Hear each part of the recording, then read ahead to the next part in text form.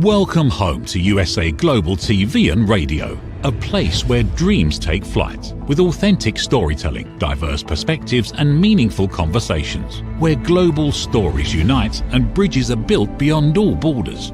Discover world-class education, entertainment, hope and inspiration. Together, we're building bridges worldwide. Subscribe to our channel, USA Global TV. Download our app, USA Global TV. Be our guest or join our team. Visit usaglobaltv.com. Thanks to our founder and executive producer, Dr. Jacalyn Kerbeck. Music score by Yeffy Tang from Cloud Road Music.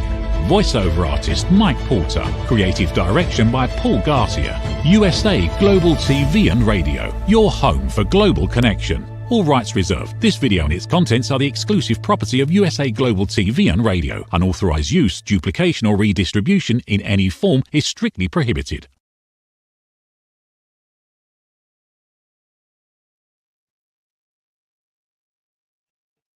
Welcome everyone to USA Global TV and Radio in partnership with E360 TV. This is A Woman's Prerogative, and I'm Dr. Jacalyn Kerbeck. Thank you so much for joining us.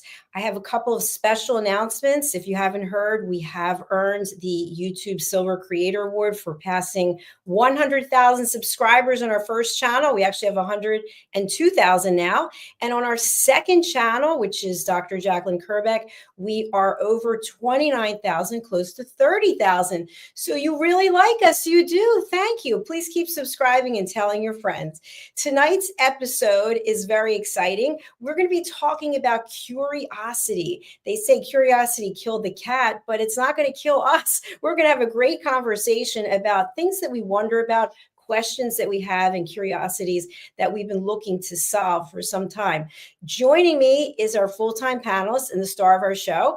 Her name is MARISKA, and she is all the way, as Caroline Hewitt would say, all the way in Australia. I almost said New Zealand, sorry. She is someone I've known for many years now. She's going to be featured in our new book, Broadcasting Brilliance, The Evolution of USA Global TV and Radio. So wait to hear more on that. She is a transformation and leadership coach. She's an ICF and PCC certified coach, and she's here with us today. Welcome. Hello, hello.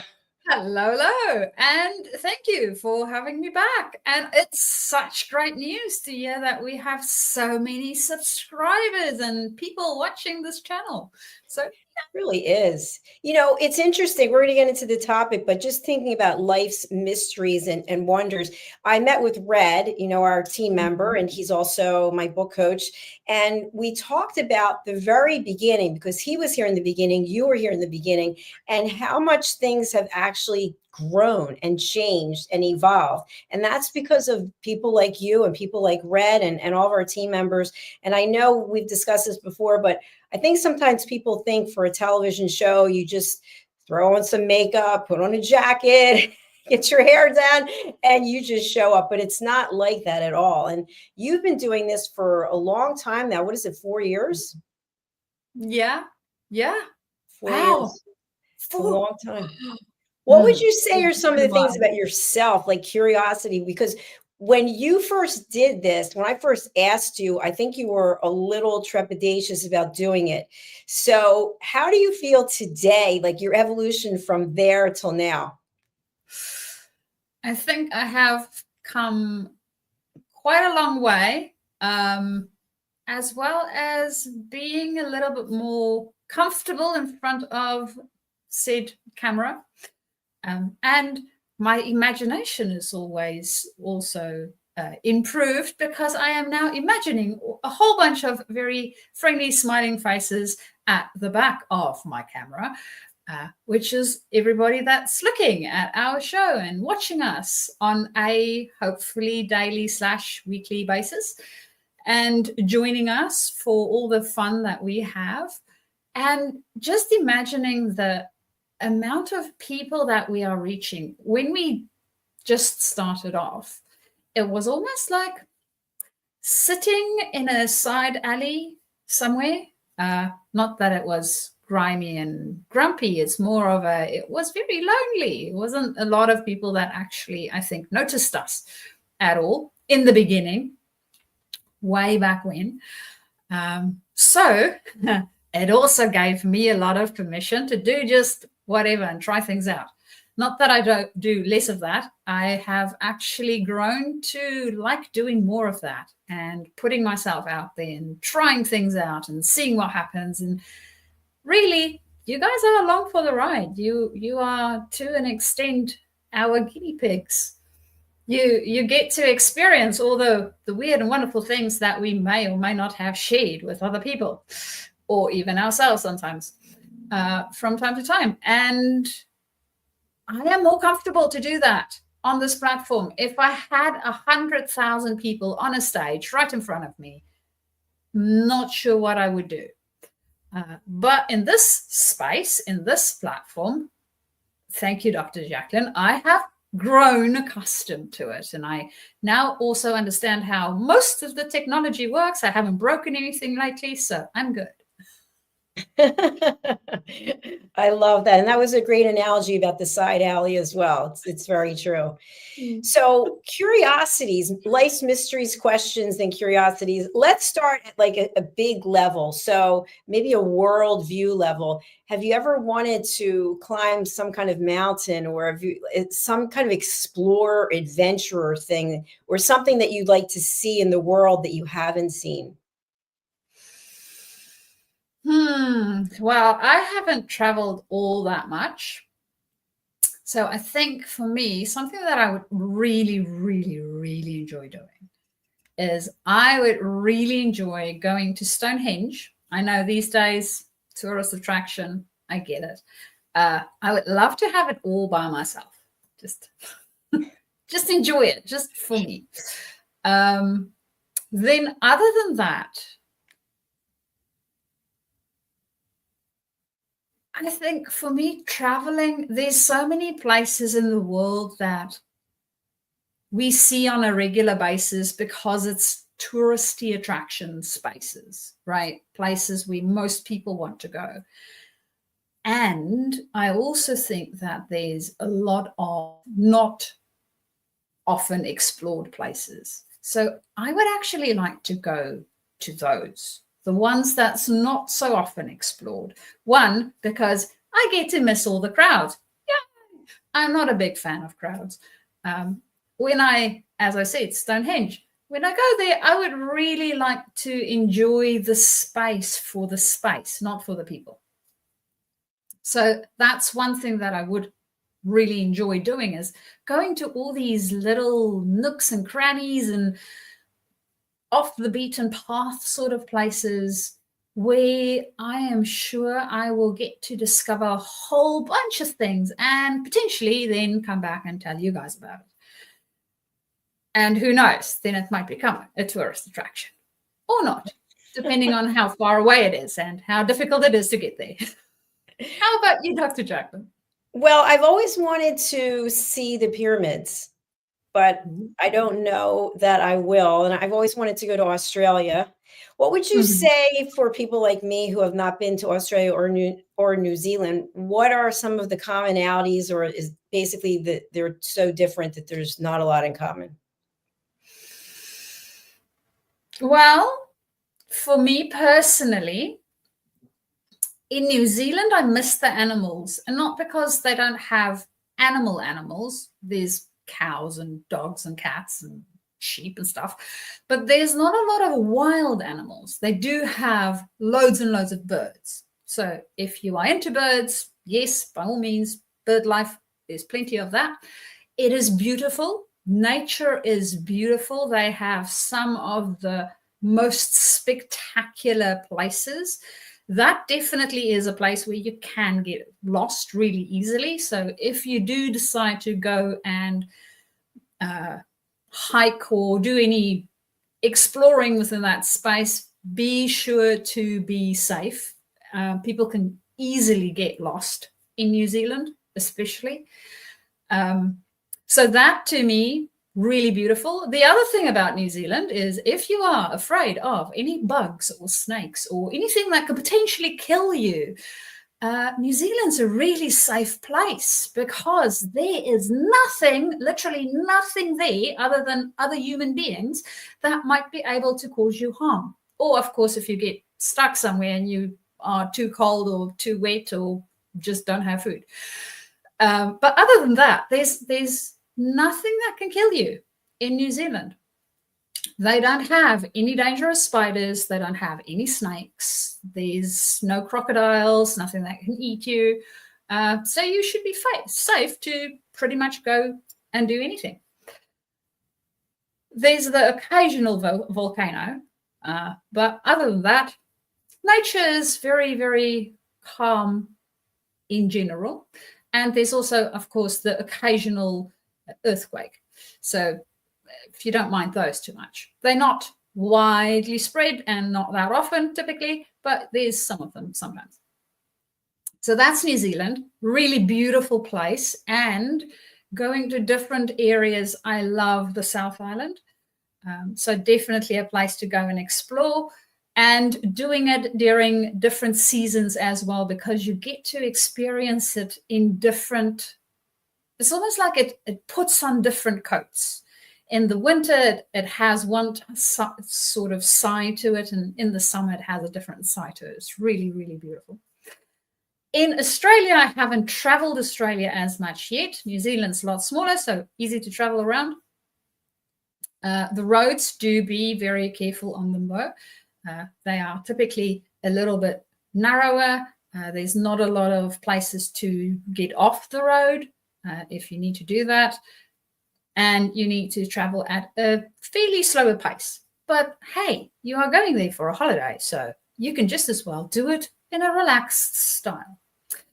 Australia, on the other hand, there's lots more stuff that can potentially do you harm, of course, if you are in its way and not being vigilant and careful and all the rest of it. So Australia has some of the most poisonous spiders.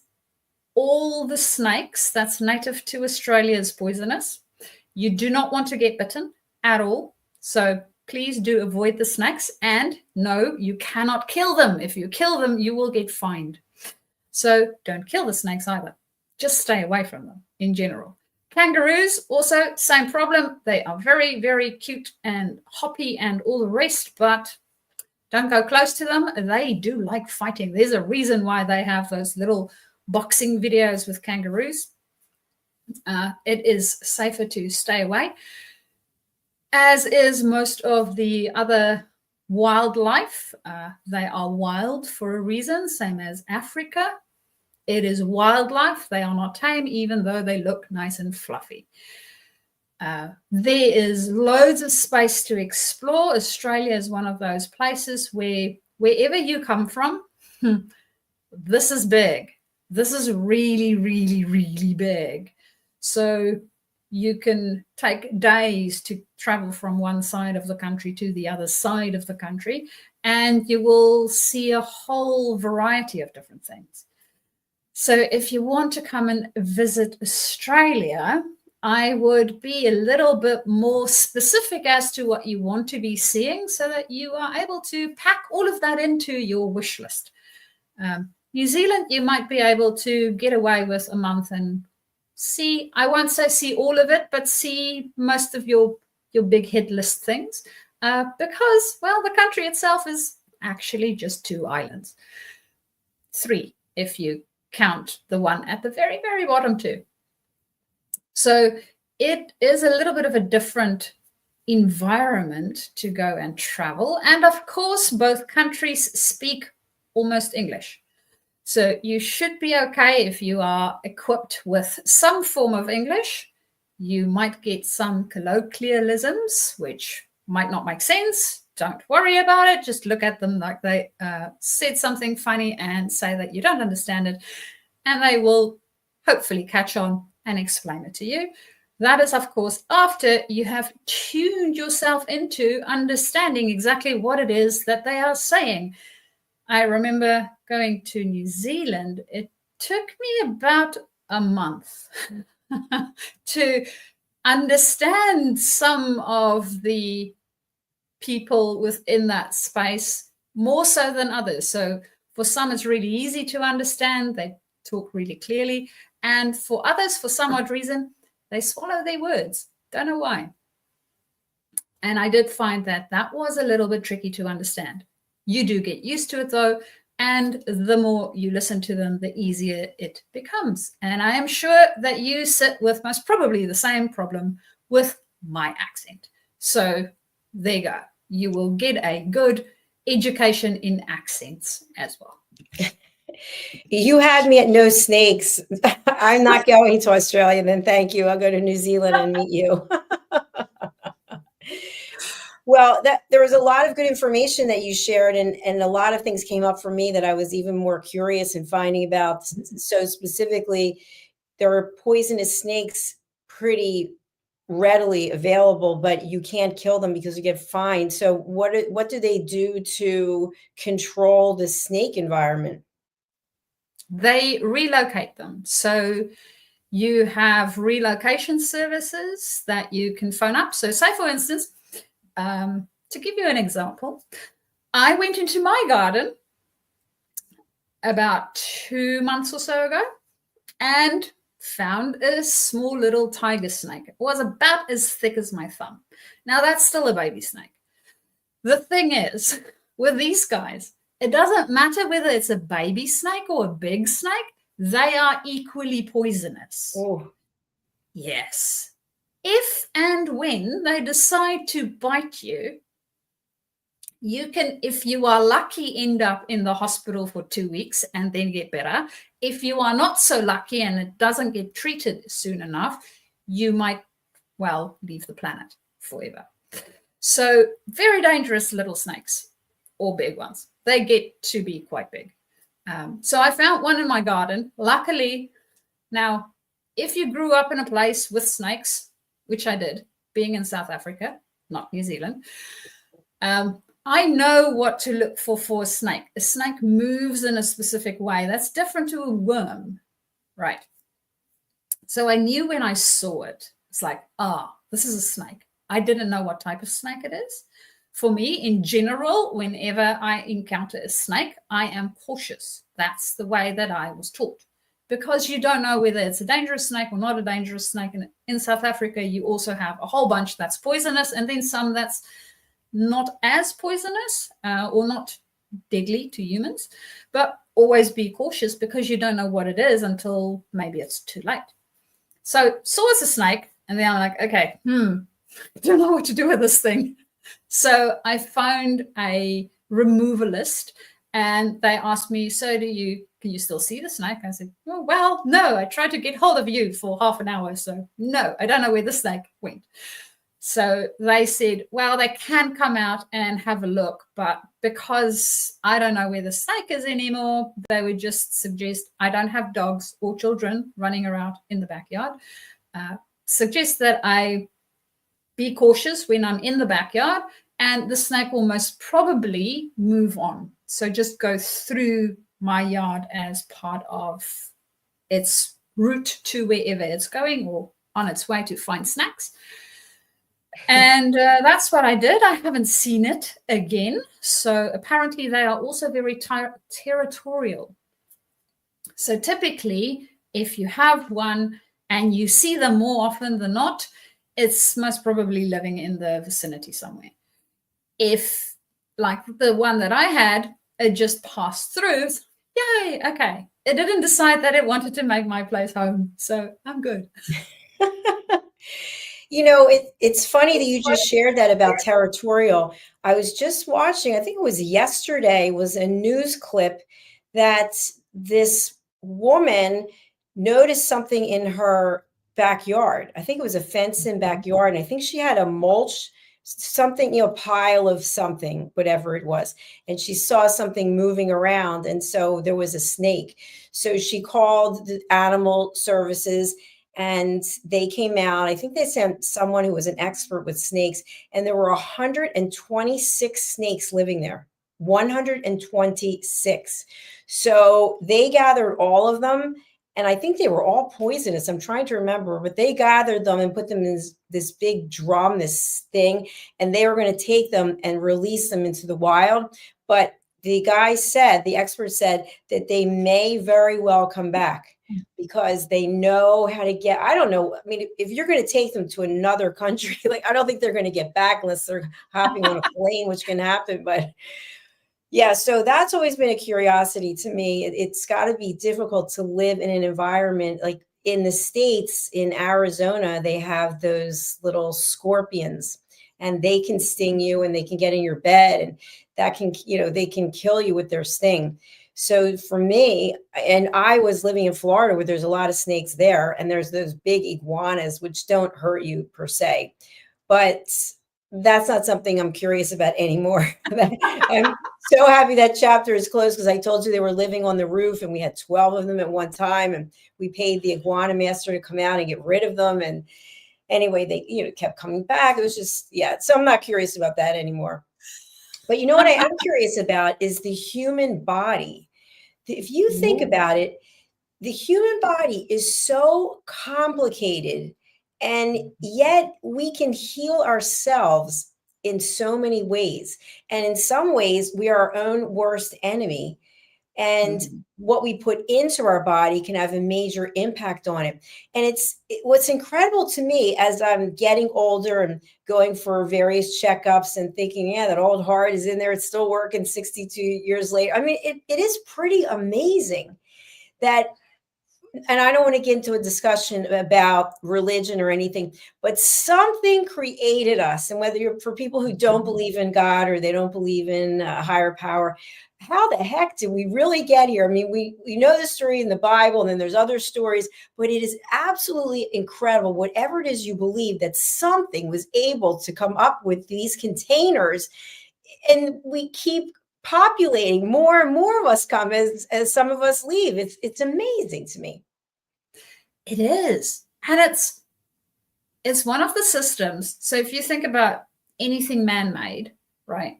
We typically have a manual for it, a how to use instructions. Whereas our bodies, it doesn't come with a written manual.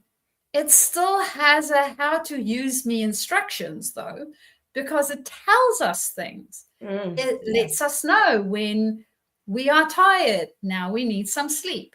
When we are hungry, I don't know about your body, but my tummy normally tells me when I'm hungry. It's like, yep, I need some food. It tells me things if and when I listen to it. But sometimes, unfortunately, with our daily busyness, we forget to listen. And then the whole instruction manual goes out the window, literally. And it ends up being, we get stressed, we do all sorts of things that's not really helpful for the body. We might be consuming additional amounts of sugar so that we can keep ourselves at the level that we want to perform at. And in the meantime, the body is also telling us that, well, the sugar isn't helping because it gets sluggish, or your brain doesn't work the way it's supposed to, or in my case, I just get a nice headache. So depending on what it is that we do to our bodies, it sort of tells us things. And somebody, big body, designed all of this to work in a harmonious way. And without an instruction manual or a tune-up report every now and again, we get that as we live. We get to experience it and experiment with it. And I know, Dr. Jacalyn, we actually had a very interesting conversation just before the show around checkups and understanding what it is that we may or may not need to check for. And I'm wondering, as you have lived some time on this planet now, have you noticed your, I almost want to say your intuitive or your sense with your body, your working with your body, becoming better with age, or is it changing? What's happening for you? I think it's becoming better, because when I was younger and something would happen, I would just immediately say to myself, well, it's not going to kill me. It's not going to kill. But as you get older, you realize, you know what, it could kill you. So you can't play around with it. And I've never been one of these people, and I'm not judging anyone, but I've never been someone who was really diligent in going to the doctor's office every year to get physicals and do all the things you're supposed to do. But now, as I'm older and I have chronic illness, I do, because I like being here, and I want to feel well. So my intuition will tell me, don't wait anymore. Go and get some answers. Because I said to you about something that happened on Friday, and I could have waited until Monday.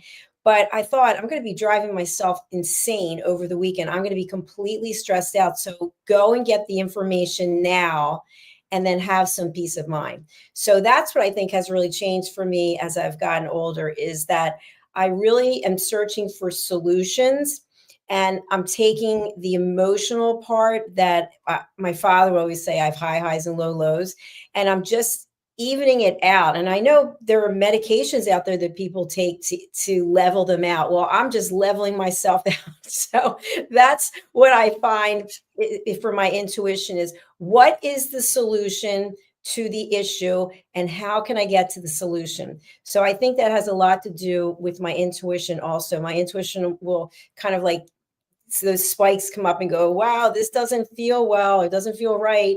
And in the past, when I was younger, I wouldn't listen to it, but now I do. Yeah.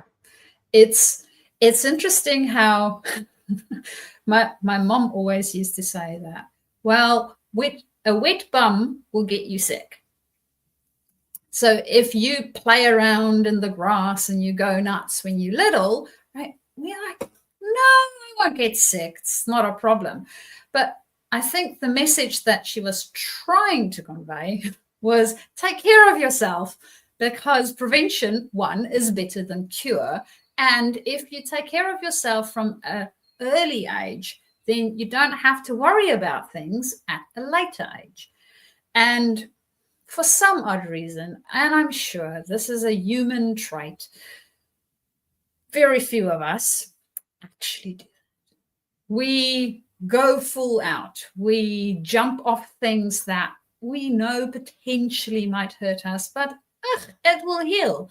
And then when you are old and you are trying to bump said grandchild on your knee, it's like, oh no, my knee can't do that because I played rugby, or insert whatever sport it is that you were into at that stage, and you got an injury.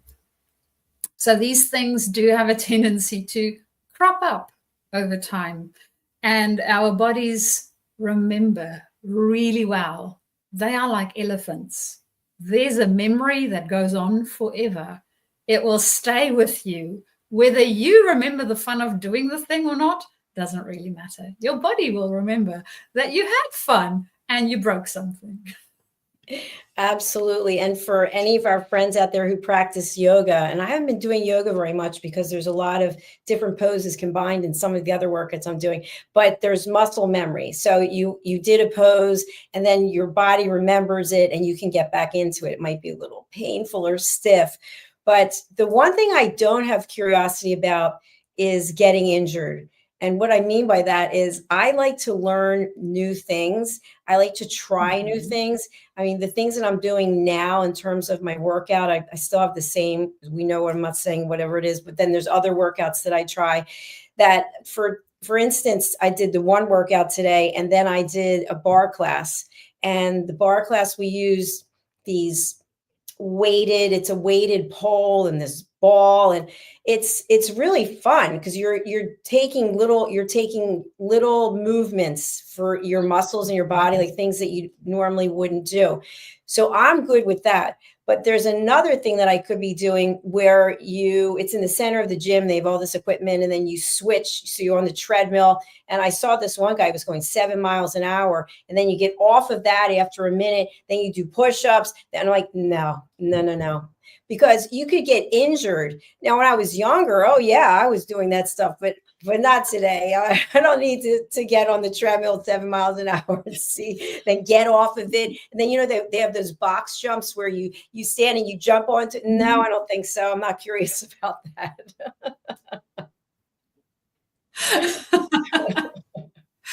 Yes, it's almost like well, for me, when I was little, I never liked falling. I don't know. Some people has this ability to walk and fall very often. I would prefer to stay upright, because me and the ground connecting all of a sudden, not fun. And interestingly enough, I don't know, Dr. Jacalyn, have you ever watched a film and they would do this weird karate move or jump off something, whatever it might be, and they will fall, and you can actually almost feel it in your own body, sort of going, Yes. "Ooh, that hurt." Like, Yes. I know that was potentially a stuntman, but whatever they did, that was painful. Well, and you read about stories that stunt people get hurt. I mean, they get injured. And, one of my favorite actors, I know he's very controversial, but I like him, I'm just saying, is Tom Cruise. I have watched numerous, I don't want to say they're documentaries, but clips where he's speaking and talking about the various stunts that he's done. Absolutely unbelievable. The guy could get killed on doing any one of them. And one that I just watched, I think it was yesterday, it was in, I think, Ghost Protocol. Have you seen it? Mm-hmm. Mission Impossible. He's holding on to a plane, and he's really holding on to the plane. And the plane is ascending into the air. And they had to have special permission to have a camera put on the wing. And I don't know how long it took to get everything in alignment. And he's holding on, gripping on as it's going. And it's amazing. And then another one of his movies, the last one, I can't think of what it was, but he actually is on a motorcycle and he's trying to catch this train where the bad guys are. And he has to jump, he and the motorcycle go off of a cliff, and he has to land onto the train. And I think that he practiced that for a couple of years at least. I mean, I am not curious about that at all whatsoever. But what I think is amazing is that kind of curiosity that he must have, or maybe that adrenaline that he's chasing, but that at his age, I think he's in his 60s, 62 maybe, that he's able to do all of those stunts. I just love the guy. So I'm not curious about how he does it, and I'm not curious really about why he does it, but I am curious about when his next film is coming out. Ooh, yes. Well, we are always curious about that. Yes, but he does, I believe, belong to the Church of Scientology. So people have issues with him, but I do not. Practice your own religion, do what you want to do. So exactly, whatever works for you.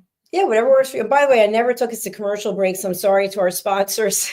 So so we were talking a little bit before about the human body, and it's a mystery and a wonder of how the whole thing functions.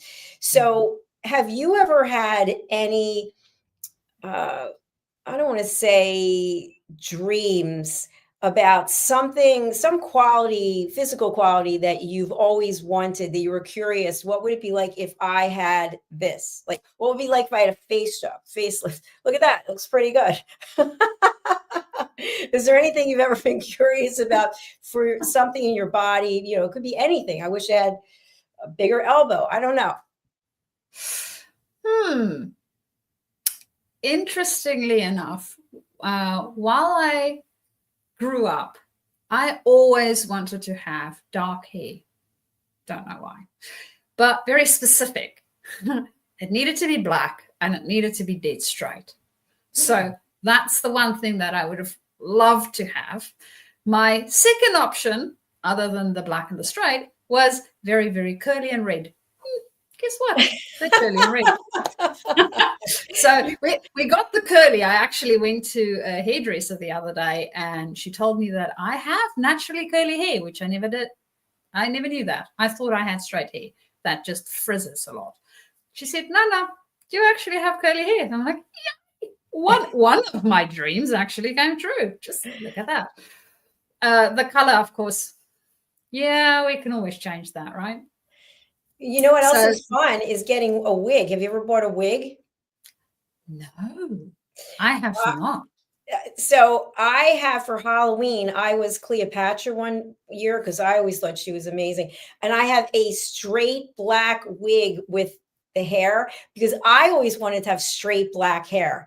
And I went to a hairdresser that I've been seeing for years, and she said, I'm not doing it. I'm not doing it. It's not going to look good. You have to have a certain skin tone to have black hair. And then the other thing is, and my hair is long. I would say it's about the same length as yours, maybe a little bit shorter. And people are always telling me I need to cut it because I'm too old. No, I don't care. I'm not curious about what they think. I don't care. But the cool thing is you can go into a wig place and you could try on wigs just to see what you would look like before you get your hair done. That is so clever. I have never tried on a wig. I have, however, so this is another weird thing with me, is I've always had long hair. Well, almost always. I had a very weird, I call it a potty cut, right? So my hair was cut like that when I was little. Looked like you took a pot, put it on my head, and then just cut potty. So it's a potty cut. Yes, that's what I call it. I don't know what the actual style name was.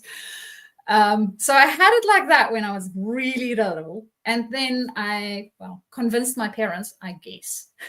Don't know how I got to my long hair, but I did have long hair basically throughout school. My whole school term that I've been in school, I had long hair. And then just after leaving school, I cut my hair short. Not pixie short, but short enough. And I had that for about 2 haircuts worth. So the one where I actually cut it short, and the second one so that it maintains its style. And then after that, I said to the hairdresser, maybe I need to go back to longer hair again because this is not working for me.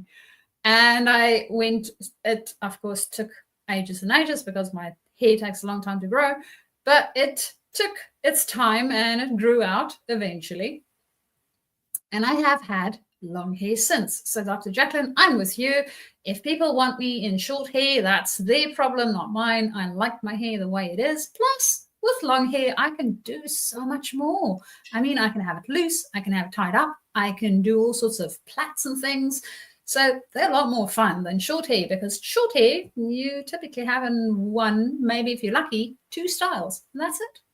So no, I like longer hair. Works for me. And you know what's a really good point to what you just said? My hairdresser said to me that people think that when they get their hair cut short or into a style, you just wake up and there it is. No, you actually have to fix it. But with long hair, like you see, I just put mine on top of the head. I have a couple of hair jewels in, which I love. And during the pandemic, I see we're running out of time again, but during the pandemic, I don't know, for whatever reason, it was a lot, right? Isolation. I'm taking care of my mom's, the whole thing. I just got up at 3:00 in the morning and I looked and I was like, wow, it looks like I have some split ends over here. So I just started cutting them because I have actually hairdresser's scissors. And before you know it, it was like 4:00 in the morning and I'm still cutting my hair. And it was getting shorter and shorter. And I thought to myself, I think what's going on is really impacting me. So then my hair was super short. It was uneven. I was coloring it myself from a box. It was a nightmare. So I bought some wigs online and I did some research. Like, I didn't realize there's different quality of wigs. There's human hair. There's this, there's that. So I actually have 3 wigs that I had them on like a dummy head, like you're supposed to. And then I just thought, this is stupid. I'm never wearing these again. So I put them in the boxes and I probably will sell them. But it's not an easy thing to wear because it's itchy. And these are good wigs. I mean, they were not at a few $100s. That's a lot of money for a wig, I think. So I'm happy that I did that. And I said to myself, you will not cut your own hair again. Bad, bad, bad. So I can say that, did I ever cut my hair? I'll need to ask my mom. I most probably did when I was little. And in all likelihood, just one piece of it. And then I got in trouble for it. I do remember, however, cutting my Barbie doll's hair. Oh, yes. Now that got me into trouble. It also got me to not get another doll for quite some time, unfortunately. So yes, do not cut your own hair. Typically bad idea. You know what? We've all had our Barbies, and yeah, let's do another show on Barbies. And in fact, I don't even know where they are actually. I have Barbies that are designer Barbies, like Ralph Lauren, Dior, Chanel. They have their little outfits and little shoes, and there's even a Ken. But that's Ken. We'll save Ken for another day because we've got another show coming up. So Mariska, what's the best way for people to get in touch with you, and who would you like to contact you? So if you are a leader or an aspiring leader, so stepping into leadership, and you are curious about how to become the leader that you wish you had, you can get into contact with me via my email address, which is Mariska, MARISKA, @journey2discover.com. Or alternatively, you can also find me on LinkedIn. So on my website, you will also see that there is a place where you can contact me there. And on LinkedIn, of course, just give me a direct message and we can have our conversation from there. So that is how you get into contact with me. And of course, any other curiosities that you might have around leadership, you can also contact me for those.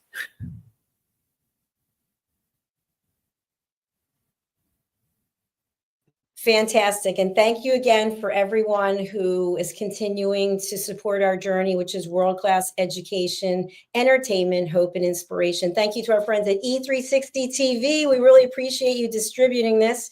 And we will be back with our next show, which is You as a Whole, Body, Mind, and Soul. Mariska and I will see you next week. And Mariska, when is your Talking Heads? It's the second week of May. Is that right?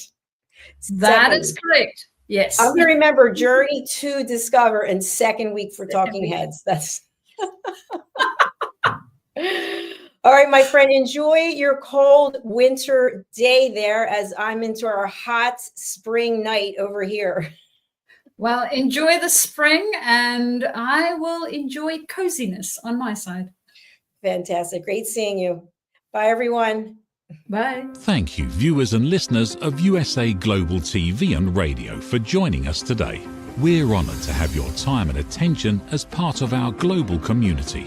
At USA Global TV and Radio, we believe in the power of authentic conversations, meaningful connections, and creating a world of possibilities together. Want to be part of something bigger? Join our team of elevated listeners at usaglobaltv.com, a space where your voice matters and your ability to listen transforms relationships.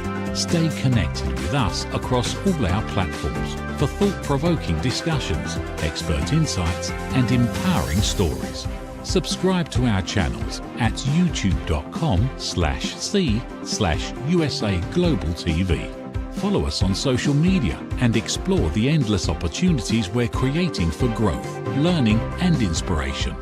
Together, we're not just broadcasting, we're building bridges and changing lives one conversation at a time.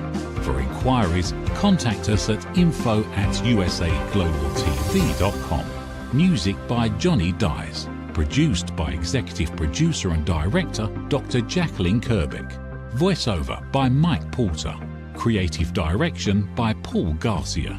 All rights reserved. Copyright 2025. Visit usaglobaltv.com to view our full terms and conditions.